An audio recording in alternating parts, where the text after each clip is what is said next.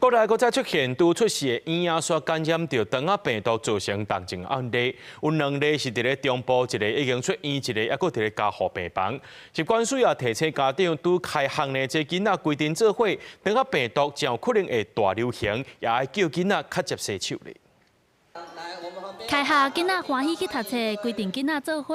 疾管署提醒大人爱叫囡仔接洗手，因为肠仔病毒也伫咧流行期。拜二，疾管署公布台湾顶礼拜加2例肠仔病毒重症的案例，这2个拢是拄出世的婴仔，拢伫咧中部，一个才出世5天，一个才10天。头先是发烧，无想要食奶，后来出现败血症的症头，一个一定出院，一个佫伫咧加护病房。传染的一个途径呢，大概主要的还是经由胎盘或是产道或是产后的一个感染。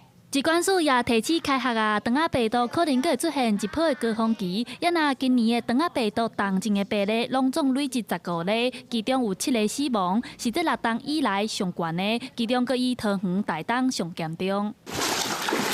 林瓜8月份受到风台影响，中南部真侪地区做大水，造成天狗类继续断。顶礼拜有新增加8例本土天狗类病例，其中6例是高雄鼓山的群聚病例。疾管署目前确定源头和越南的境瓜疑虑有关系。另外2例是高雄三明区，目前感染源也未找到。其中6例的话是在高雄市的鼓山区的一个群聚案件，那另外有2例的话是居住在 高雄市的三民区，由于个案近期没有国内外的旅游史，也没有鼓山区的活动史，那这个感染源呢，我们还在厘清。